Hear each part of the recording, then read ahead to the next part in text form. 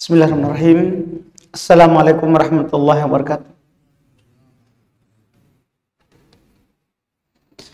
Innal hamdalillah nahmaduhu wa nasta'inuhu wa nastaghfiruh wa na'udzu billahi min shururi anfusina wa min sayyiati a'malina.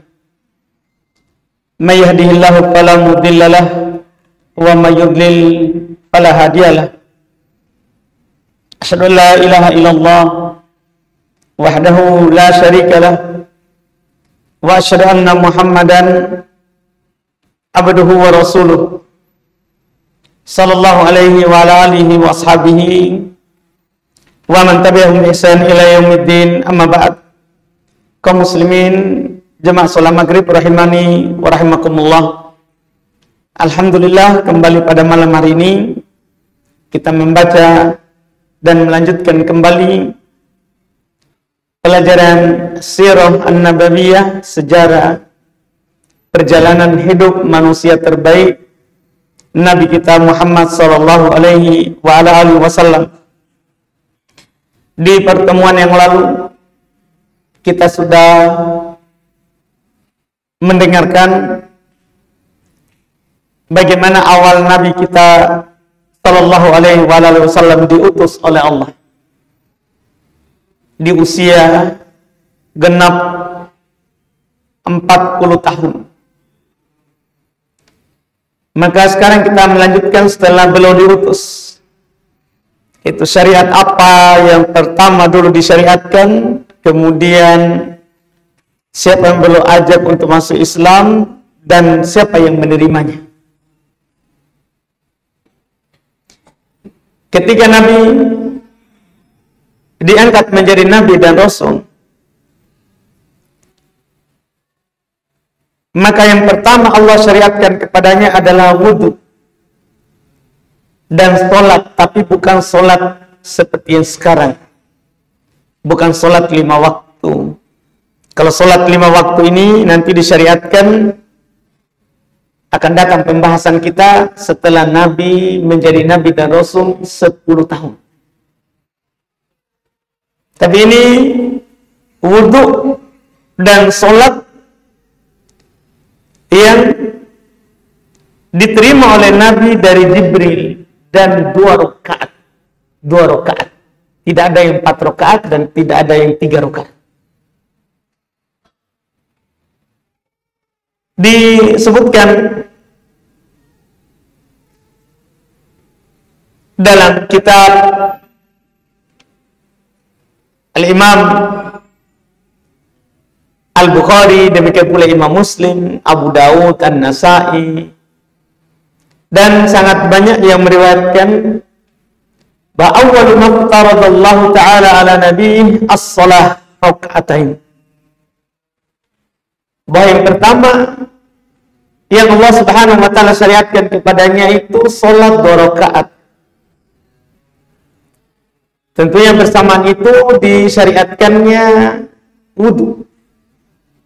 Ini berdasarkan hadis Aisyah radhiyallahu taala anha, beliau berkata, "Iftaradat as-shalah ala Rasulillah awwal ma iftaradat alaihi rak'atain kullu shalah."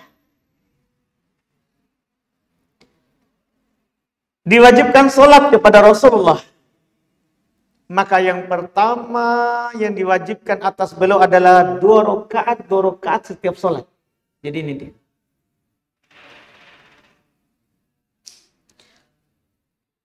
Dua rakaat setiap sholat.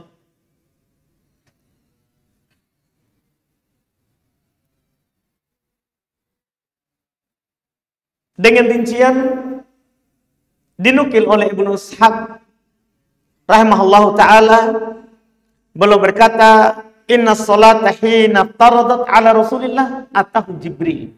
Jadi ini yang diterima, bukan yang diterima itu di atas langit. Ini Jibril. Sungguh sholat ketika diwajibkan kepada Rasulullah, maka Jibril datang kepada beliau bi'a'la Makkah. Waktu itu beliau lagi berada di atas bukit di Mekah. Maka Jibril mengajarkan dulu kepada Rasulullah wudu.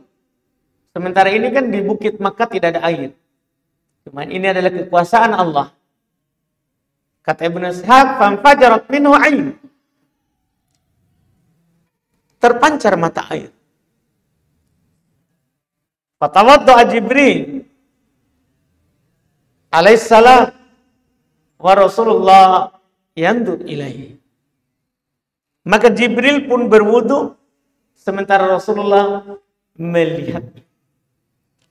Dari sinilah kita bisa memahami para sahabat ketika orang setelah meninggal Nabi.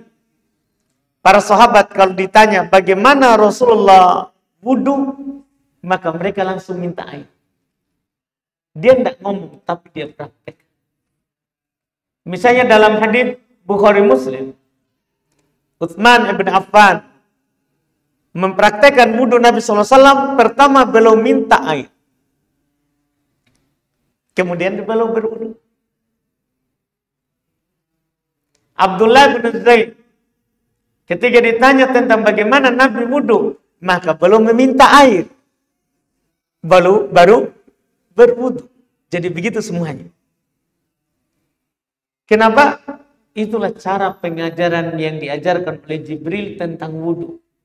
Jadi langsung praktek. Walaupun Rasulullah mengajarkan kepada kita itu dengan 3 bentuk. Ini syariat. Dalam kurun waktu 23 tahun lamanya. Ada berupa qauliyah, ucapan. Nabi katakan. Ada yang berupa fi'liyah, perbuatan. Nabi lakukan, sahabat melihat. Ada yang berupa takririyah, pembenaran. Nabi tidak ucapkan, Nabi tidak lakukan, tapi Nabi benarkan dari ucapan sahabat atau perbuatan sahabat. 3 ini semuanya menjadi sumber syariat. Selain Quran tentunya. Karena Quran kan turun dari langit. Dibawa oleh Jibril. Kemudian Nabi sampaikan. Tapi kalau berupa hadis, sunnah 3. Ada berupa ucapan, ada berupa perbuatan, dan ada berupa pembenaran. Berupa pembenaran. 3 ini adalah sumber pensyariatan. Nah, sekarang tentang wudu. Ketika Rasulullah SAW diturunkan kepada beliau wajibnya sholat, maka Jibril turun mengajarkan kepada Nabi kita wudu. Jibril berwudu dengan wudu yang sekarang, sama yang kita lakukan sekarang. Sholat saja nanti yang berubah, yang Nabi terima dari langit, di atas langit. Nanti berubah. Ya. Ada wudu tidak berubah. Dari awal pengajar sampai yang kita dapat sekarang ini. Jadi Jibril berwudu. Nabi melihat kepadanya. Liuriyahu kaifat tahur lis-shalah. Apa tujuan Jibril melakukan hal tersebut? Untuk memperlihatkan kepada Nabi bagaimana itu bertoharoh untuk. Dan kita sudah pahami bersama, salat tidak sah tanpa wudu.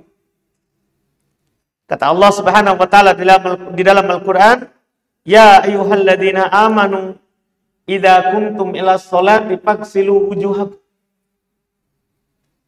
wa aydiyakum ilal marafiq wamsahu bi ru'usikum wa arjulakum ilal ka'bayn." Wahai orang-orang yang beriman, apabila kalian ingin melaksanakan sholat, maka cuci dulu wajah kalian, cuci tangan sampai ke siku, usap kepala, dan cuci kaki kalian sampai mata kaki. Ini perintah. Dan dalam hadis Bukhari Muslim, kata Nabi sallallahu alaihi wasallam, la yaqbalullahu sholata ahadikum idza ahdatsa hatta yatawaddo. Allah tidak menerima solat salah seorang di antara kalian apabila dia berhadas sampai dia berwudu. Makanya tidak ada istilah pendapat di tengah kaum muslimin bahwasanya wudu itu syarat sahnya solat. Tidak ada solat tanpa wudu. Bahkan sebagian ulama rahimahumullah mereka menerangkan bahwa siapa yang solat tanpa wudu bisa dikatakan kafir karena tidak mematuhi perintah Allah, juga tidak mematuhi perintah Rasulullah sallallahu alaihi wasallam. Jadi inilah awal mula wudu. Inilah awal mula wudu. Jibril turun mempraktekkan wudu untuk memperlihatkan Rasulullah sallallahu alaihi wasallam bagaimana cara bertohara untuk sholat. Kemudian kata Ibnu Ishaq, "Tsumma tawaddu'a Rasulullah kama ra'a Jibril yatawadda." Kemudian setelah itu Rasulullah berwudu sebagaimana belum melihat Jibril berwudu. Dia lakukan sama. Tsumma qama Jibril fa shalla bihi wa shalla Rasulullah sallallahu alaihi wasallam bi salat. Kemudian Jibril setelah itu berdiri sholat dengan wudu tadi. Dan juga Rasulullah SAW sholat seperti Jibril sholat. Teman sorofa Jibril alaihissalam. Setelah itu Jibril pergi. Karena sudah selesai pengajarannya. Sudah selesai itu. Setelah itu turunlah pensyariatan apa yang Nabi ajarkan. Mulailah belum mengajak sahabat, orang-orang dekatnya untuk masuk ke dalam Islam.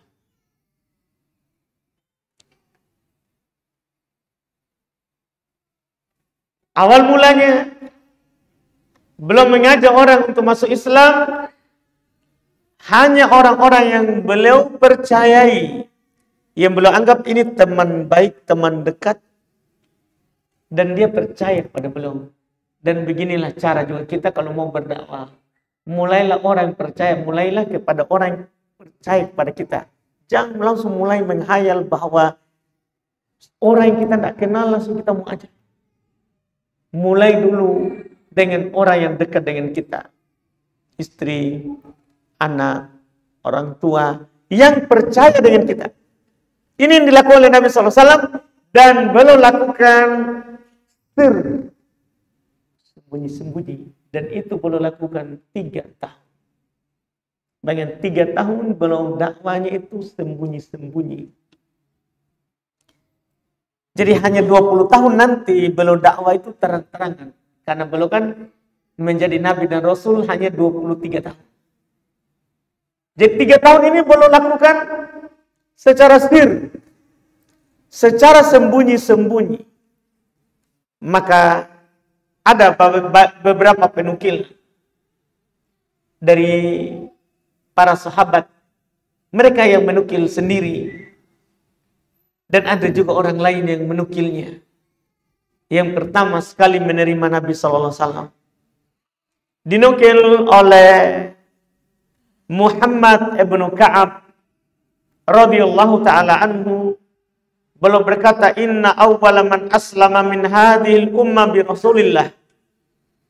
Ini orang yang paling beruntung. Sungguh orang yang paling pertama masuk Islam dari umat ini yang percaya kepada Rasulullah SAW, Khadijah. Itu yang paling pertama. Khadijah bintu Khuwailid, istri Nabi kita Muhammad SAW. Itu yang pertama. Wa awwal rajulaini aslama Abu Bakar wa Ali. Dan yang pertama dari kalangan laki-laki adalah 2 orang, Abu Bakar dan Ali ibn Abi Thalib. Ini riwayat Muhammad ibn Ka'ab. Riwayat Zaid ibn Arqam juga beliau berkata, awal man aslama ma'a Rasulillah Ali bin Abi Thalib. Yang pertama masuk Islam bersama Rasulullah SAW adalah Ali bin Abi Thalib. Dalam riwayat Ibrahim An-Nakhai rahimahullahu ta'ala beliau berkata, awal man aslama ma'a Rasulillah Abu Bakar. Yang pertama sekali masuk Islam bersama Rasulullah adalah Abu Bakar. Dan ini diterangkan sendiri oleh Rasulullah sallallahu alaihi wasallam.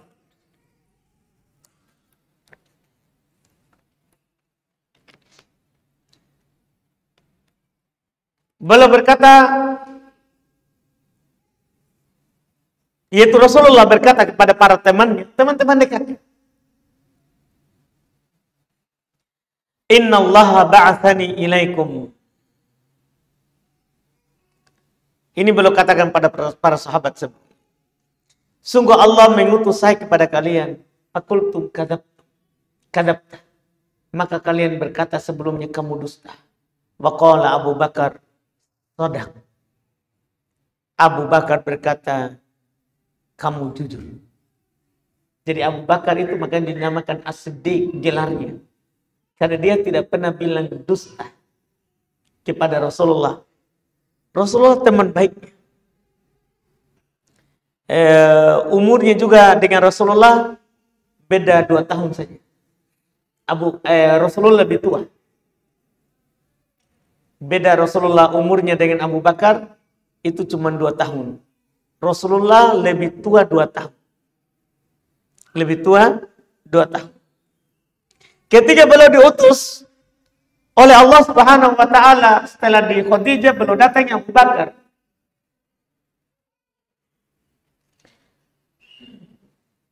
Menceritakan bahwa beliau telah diutus oleh Allah menjadi nabi dan rasul. Maka Abu Bakar berkata, kamu jujur. Langsung dia percaya. Langsung dia masuk Islam. Dan Rasulullah mengatakan, bukan hanya masuk Islam ini Abu Bakar. Beliau berkata, wawasani binafsihi wa mali.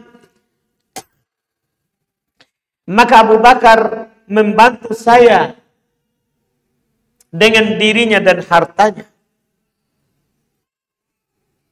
Ini Abu Bakar. Membantu Rasulullah dengan harta dan jiwanya.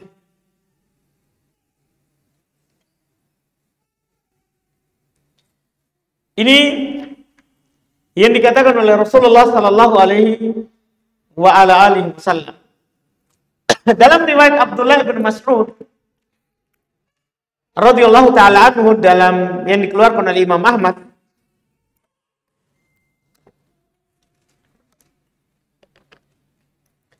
beliau berkata, kana awal man adhhara islamahu sab'ah.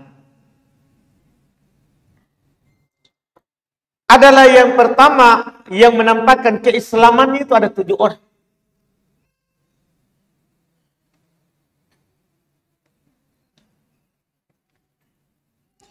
Abu Bakar, wa Ammar, wa ummuhu Sumayyah, wa Suhaib, wa Bilal, wal Miqdad. Masya Allah. Ini orang-orang yang diberikan keutamaan untuk pertama sekali masuk Islam.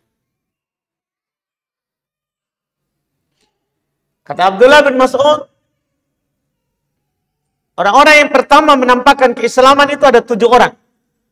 Ini masih tahap dakwah sembunyi-sembunyi. Yang pertama Rasulullah, kedua Abu Bakar, ketiga Ammar bin Yasir, keempat ibunya Sumayyah, kelima Suhaib, keenam Bilal, ketujuh Al-Miqdad.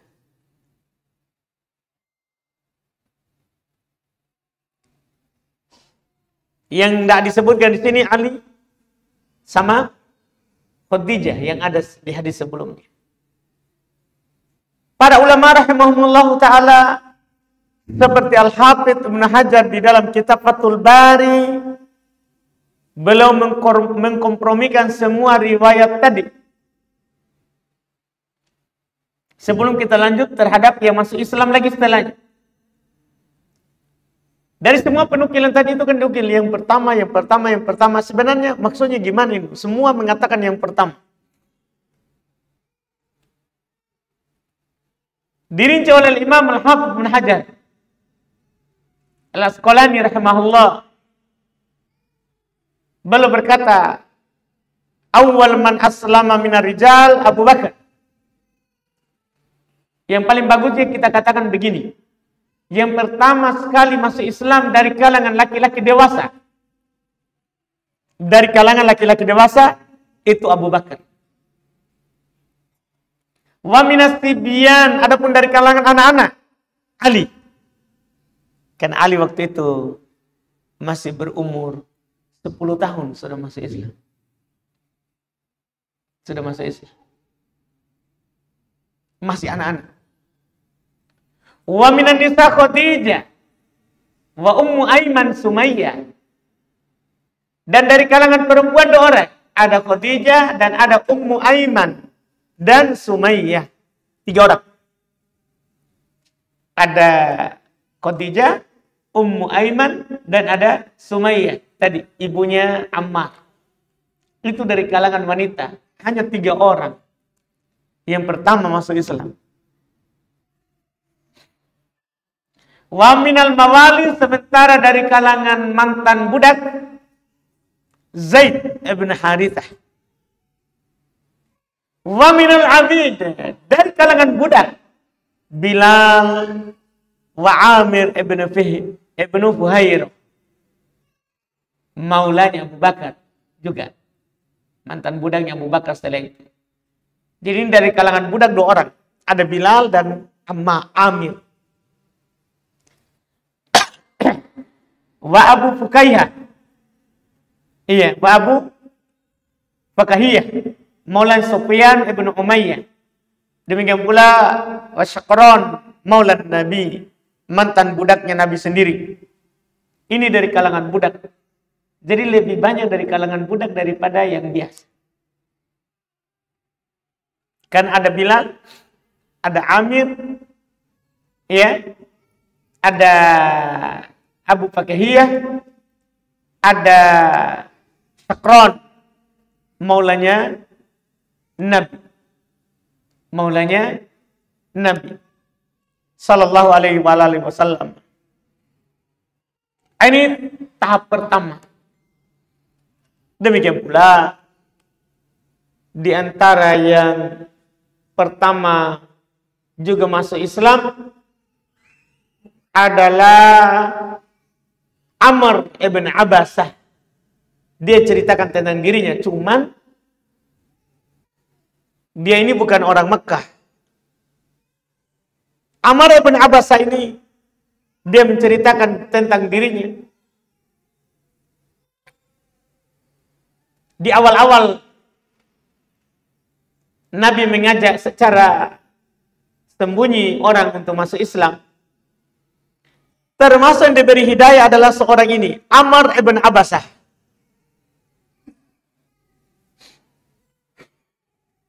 Dia datang kepada Rasulullah SAW. Dia bercerita tentang dirinya, berkata kepada Nabi kita, ya Rasulullah. Ini belum masuk Islam ini. Ya Rasulullah, wahai Rasulullah. Man ma'ak al-hadal amr. Siapa yang bersamamu di atas yang kamu ajak ini? Dia bilang, hurun wa abdun. Ada satu orang yang merdeka, bukan budak. Dan ada satu orang budak. Jadi, Amr ibn Abbasah ini baru 2 orang. Maksudnya dari kalangan luar ini. Selain Khadijah. Bisa juga selain Ali. Karena Ali kan keluarganya. Pupunya Nabi kita Muhammad SAW.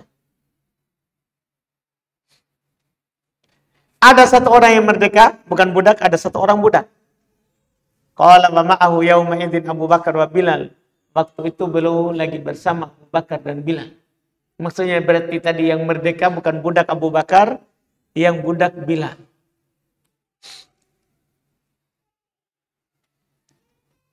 Sumaqala, singkat cerita dia masuk Islam.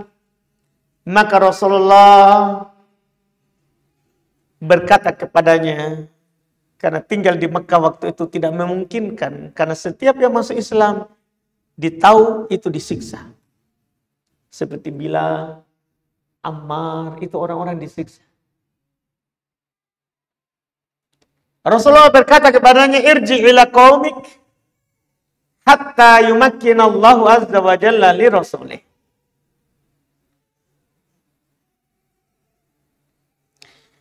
Kamu kembali kepada kaummu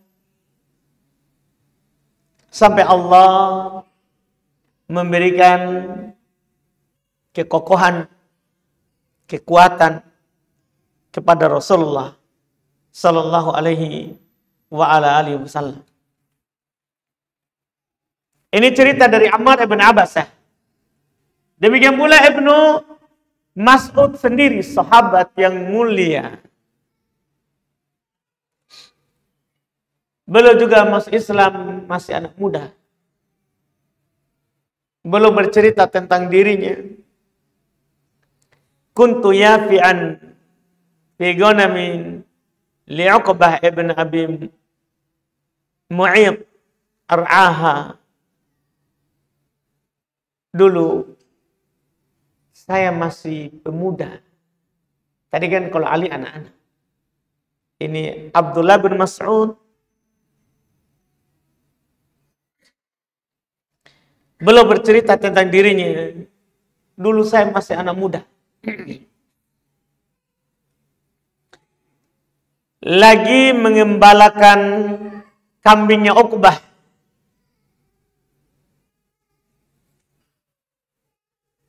Fa'ata alayya Nabi wa Abu Bakar.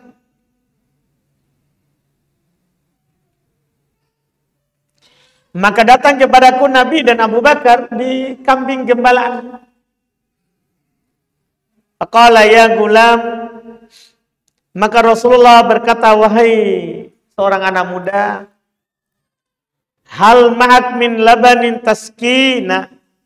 Apa kamu memiliki air susu kambing yang bisa kamu berikan kepada kami sebagai minuman?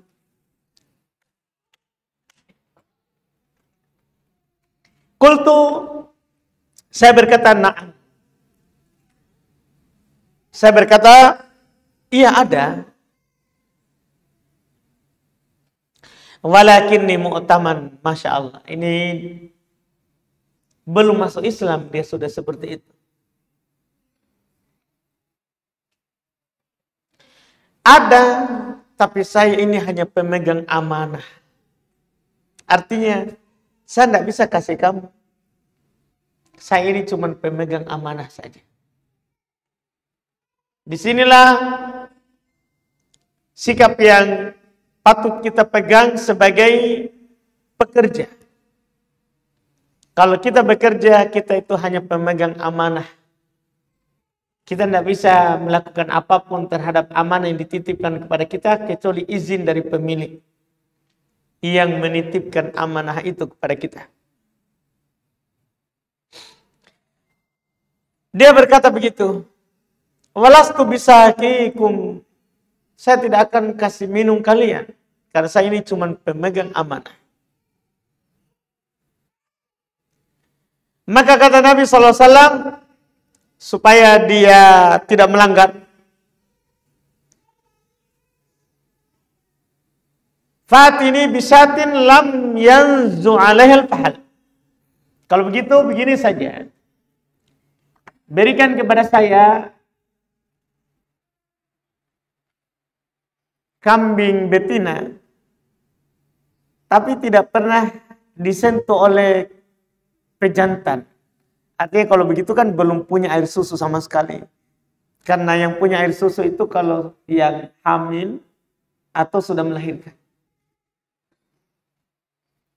Nabi minta kepadanya supaya dia tetap pegang amanah, tidak memberikan air susu kambingnya ya kepada siapapun kecuali atas perintah dari yang punya kambing. Maka kata Nabi kepadanya, berikan kepada saya kambing yang masih muda, belum disentuh oleh pejantan. Artinya kalau ada air susunya nanti, berarti kamu tidak melanggar terhadap Tuhan. Bukan, ini memang bukan dari pejantannya Tuhan.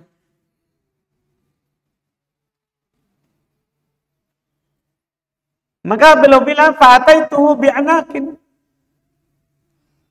Saya pun datangkan kepada beliau kambing yang anak, yang masih usia 6 bulan. 6 bulan belum kawin. Belum didatangi oleh pejantan. Tapi ini adalah keajaiban yang sesuatu yang tidak mungkin menjadi mungkin kalau Allah kehendaki. Jika Allah yang mau, tidak ada yang bisa menahan. Maka Rasulullah mengambil kambing tadi dan menyentuh tempat kantong susunya. Wa yad'u, dan berdoa kepada Allah. Hatta anzalat, sampai turun mengalir air susu. Dari sini bisa kita pahami bahwa tidak ada yang tidak mungkin kalau kita berdoa kepada Allah. Minta saja. Makanya kata Nabi SAW, ketika kita berdoa, falyazimil mas'alah, sebutkan yang kita minta. Rinci saja. Apa yang kita minta, sebutkan. Jangan umum. Sebutkan dalam permintaan itu apa yang kita mau. Fa innallaha la mustakrihalah. Karena Allah itu tidak ada yang bisa memaksanya. Tidak ada yang bisa menahannya. Artinya kalau kita berdoa, sebut saja, minta saja. Dan Allah tidak ada seorang pun yang mampu untuk menahan apa yang Allah kehendaki. Yang paling pokok, yang paling penting, berdoa. Dan Allah pasti akan mengabulkan untuk kita. Dan bentuk pengabulan Allah itu 3. Ini juga yang harus kita pahami supaya kita tidak berkata, saya sudah berdoa tapi belum pernah dikabulkan. Bentuk dikabulkan itu ada 3. Pertama, dikasih apa yang kita minta langsung persis. Yang kedua, kita dikasih yang lebih baik dari itu. Tidak sama dengan kita minta tapi dikasih lebih baik atau dihindarkan bahaya yang lebih besar. Ini yang kedua. Yang ketiga, apa yang kita minta itu disimpan untuk kita sampai di akhirat. Saat kita butuh nanti kita di sana dikasih. Di sana kita dikasih. Makanya yang paling penting adalah kita berdoa. Masalah pengabulannya itu urusannya di atas langit. Lihat Nabi SAW. Kalau kita pikir kambing belum pernah disentuh oleh pejantan, secara akal kita tidak mungkin punya air susu. Tapi Nabi mengambilnya, menyentuhnya, menyentuh tempat keluar air susunya itu dan berdoa kepada Allah, ada air susu.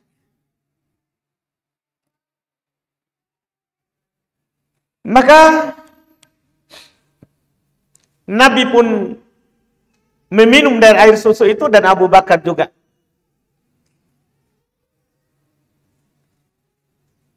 Nabi perintah suruh Abu Bakar isyrab, minumlah. Maka Abu Bakar pun minum. Kemudian Ibnu Mas'ud juga ikut minum dari situ.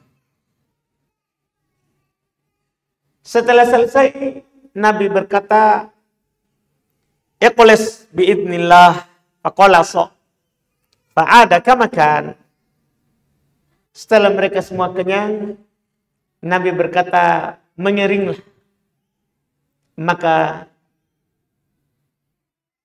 kantong air susunya kambing tadi itu mengering dengan izin Allah.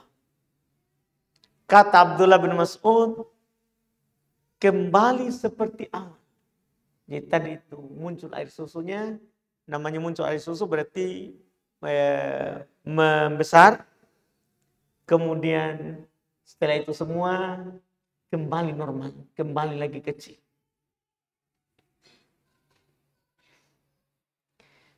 Dengan menyaksikan itu, ya, disitulah keajaiban yang dilihat oleh Abdullah bin Mas'ud, akhirnya dia masuk Islam.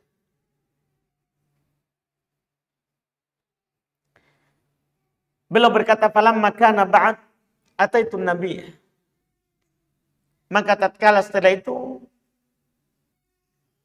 saya mendatangi Nabi sallallahu alaihi wasallam. Itu sebab Islamnya dia. Jadi sebab seorang itu masuk Islam macam-macam. Sebagaimana juga sebab orang kenal kebaikan itu macam-macam. Kalau sahabat kan sebab masuk Islamnya macam-macam. Kita juga sebab kita kenal ini agamanya Nabi, sunnahnya Nabi, macam-macam. Semua kita tidak sama. Ini orang masuk Islam gara-gara air susu kambing. Ibnu Mas'ud. Gara-gara air susu kambing tadi. Setelah itu dia datangi Nabi SAW.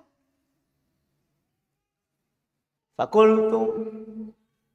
Maka saya berkata kepada Rasulullah, alimni min hadzal Qur'an. Tolong ajarkan kepada saya Al-Quran ini. Itu yang dia minta. Ini menunjukkan keutamaan orang itu belajar Quran. Dan itulah ciri seorang itu diinginkan oleh Allah kebaikan. Kata Nabi, khairukum man ta'allama al-Quran wa 'allamah. Orang yang paling baik di antara kalian adalah orang yang belajar Quran dan mengajarkannya. Karena agama itu dipahami dengan kita memahami Al-Quran. Kata Nabi SAW, man yuridillahu bihi khairan yufaqihu fid din. Siapa saja yang Allah inginkan kebaikan kepadanya, maka Allah akan pahamkan dia dalam agama. Jadi awal sekali dia bilang, ajarkan kepada saya Al-Quran. Karena waktu itu belum masih anak muda, maka beliau berkata, famasaha ra'si. Maka Rasulullah mengusap kepala. Karena senang belum mendapatkan hal itu. Mendapatkan anak muda. Dan ini anak muda. Yang kedua ya tentunya lebih dewasa lagi daripada Ali bin Abi Thalib radhiyallahu ta'ala anhu. Dan Nabi berkata kepadanya, yarhamukallah. Semoga Allah selalu merahmati. Nabi mendoakan. Innaka gulamun mu'allam. Sungguh kamu ini anak muda yang terpelajar. Bayangkan permintaannya, bukan dia bilang saya mau masuk Islam. Tapi dia bilang, ajarkan kepada saya Islam. Ajarkan kepada saya Al-Quran. Di sebagian riwayat, dikatakan, alimni min hadzal kalam. Ajarkan kepada saya ucapan-ucapan itu. Penting ini menunjukkan pentingnya belajar. Apalagi yang masih muda. apalagi yang masih muda. Dan dengan semangatnya itu, kita tahu dari 114 surat di Quran, beliau langsung mengambilnya dari mulut Rasulullah 70 surat. Langsung dia ambil begitu. Dia maksudnya dia belajar, apa, diamalkan dari mulut Rasulullah langsung. Beliau berkata, falaqad akhadtu min fihi sab'ina suratan ma naza'ani fiha bashar. Maka sungguh saya telah mengambil dari Rasulullah, langsung dari mulutnya Rasulullah, 70 surat. Dan tidak ada satu orang pun yang menyamai saya dalam hal itu. Tidak ada seorang pun yang langsung begitu. Maksudnya langsung ambil dari mulutnya Rasulullah 70 surat. Tidak ada seorang pun yang menyamai beliau dalam hal itu. Ini keutamaan Abdullah ibnu Mas'ud radhiyallahu ta'ala anhu. Inilah orang-orang yang awal masuk ke dalam Islam. Dan masih dalam tahap dakwah yang masih sembunyi-sembunyi. Insya Allah berikutnya kita akan ambil tahap dakwah Rasulullah yang terang-terang. Ini di pekan yang akan datang insya Allah. Semoga dimudahkan. Kita cukupkan dulu. Semoga bermanfaat. Subhanaka wa bihamdik. Asyhadu an la ilaha illa anta astaghfiruka wa atubu ilaik. Assalamualaikum warahmatullahi wabarakatuh.